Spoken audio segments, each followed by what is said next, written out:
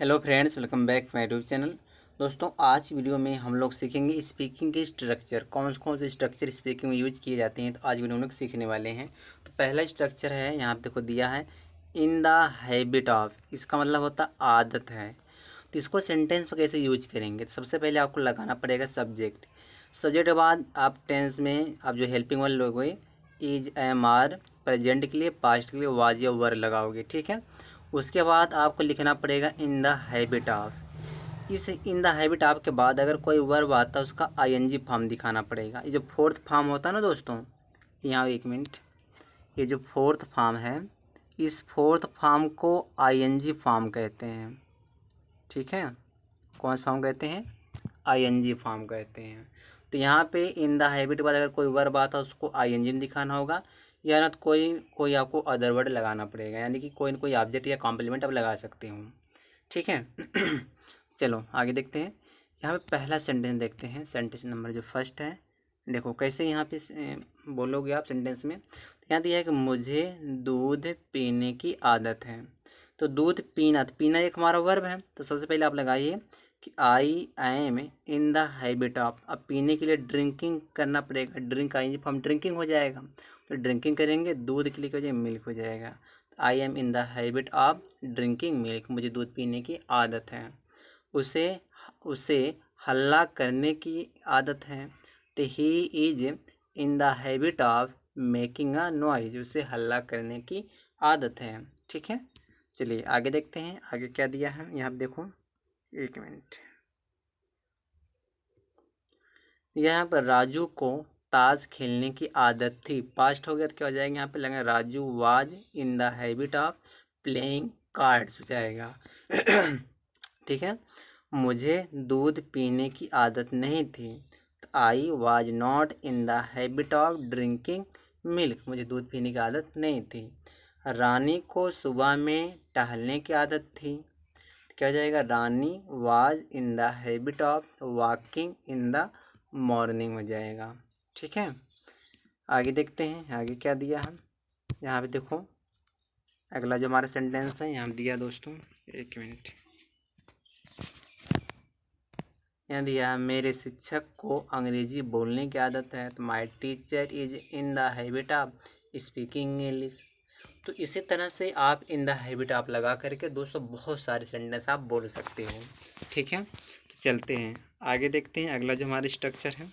अगला स्ट्रक्चर यहाँ देखो दिया है, यहाँ आप देख सकते हो। इसका नाम है दोस्तों वन ऑफ द।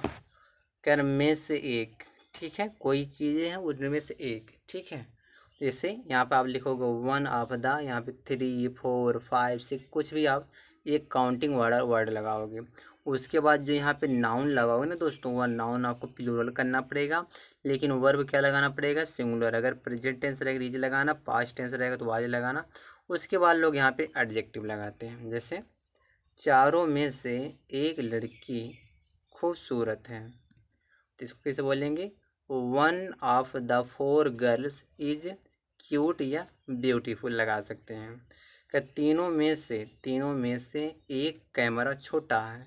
तो one of the 3 rooms was small. तीनों में से एक कैमरा छोटा है। चलिए आगे देखते हैं। यहाँ देखो,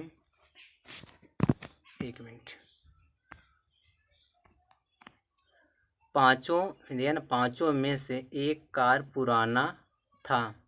क्या हो जाएगा, one of 5 cars was old. तीनों में से एक लड़का तैराक है। One of the 3 boys is a swimmer.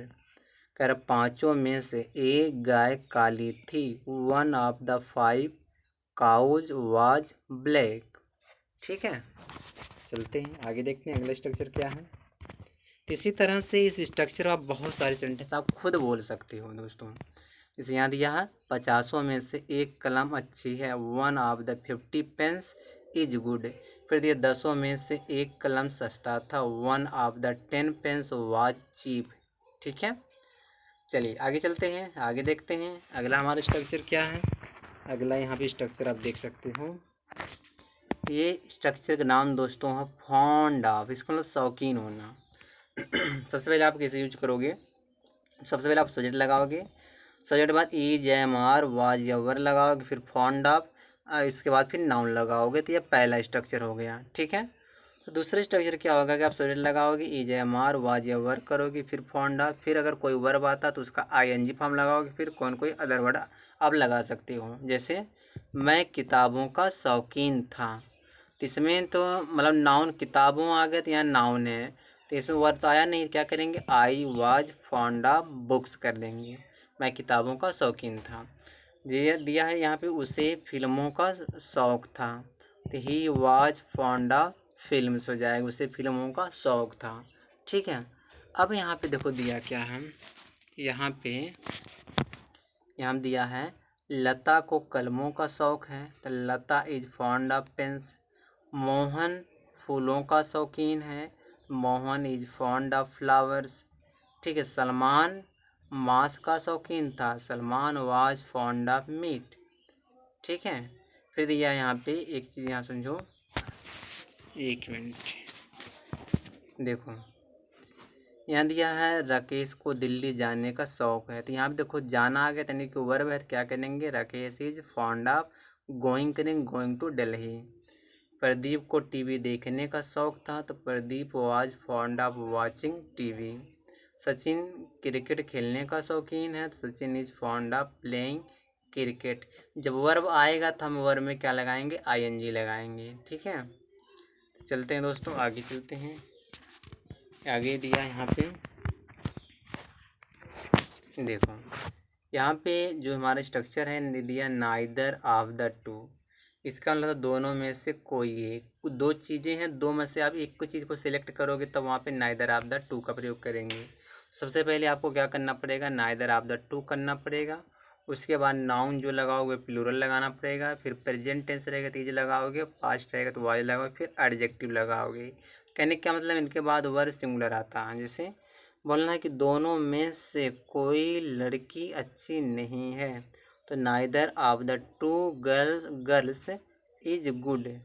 फिर ये दोनों में से कोई अंगूठी पुरानी नहीं है, neither of the two rings is old, ठीक है। चलिए आगे चलते हैं। आगे देखो क्या दिया है, यहाँ दिया है कि दोनों में से कोई किताब फटी हुई नहीं थी, क्या हो जाएगा, neither of the two books was torn. दोनों में फिर दिया क्या, दोनों में से कोई लड़की नटखट नहीं थी, तो neither of the two girls was naughty, ठीक है। चलिए आगे देखते हैं अगला स्ट्रक्चर क्या हमारा है। इसी तरह से मैं हर दिन आप लोगों की स्ट्रक्चर लाता रहूँगा स्पीकिंग के लिए। देखो दोस्तों, थोड़ा इसको जूम कर दूँ, देखो यहाँ दिया आइदर ऑफ द टू, इसका मतलब दोनों में से कोई एक, दो चीज़ है, दो में से किसी एक चीज़ को आप सिलेक्ट करोगे तो वहाँ पे आइदर ऑफ द टू का प्रयोग करोगे। तो आइदर ऑफ द टू, यहाँ पे नाउन जो लगाओगे प्लूरल करोगे, वही वर्ब सिंगुलर आता है, तो प्रेजेंट के लिए पास्ट के लिए वाज, और उसके बाद आप एडजेक्टिव लगाओगे। जैसे बोलना है दोनों में से एक कमरा बड़ा है, तो either of the two rooms is big हो जाएगा। फिर दिए हैं कि दोनों में से एक लड़की बहुत सुंदर है, either of the two girls is very beautiful, ठीक है। तो चलिए आगे चलते हैं। आगे क्या दिया दोस्तों, यहाँ पे देखो, दोनों में से एक लड़का खूबसूरत था, तो यहाँ दिया either of the two boys is अगली, ठीक है, सॉरी बस सूरत था। दोनों में से एक नदी गहरी है, either of the two reverse is deep, ठीक है दोस्तों। तो इसी तरह से आप जो either of the neither of the का प्रयोग करके बहुत सारे सेंटेंस बना सकते हो। दोस्तों मिलते हैं अगले वीडियो में।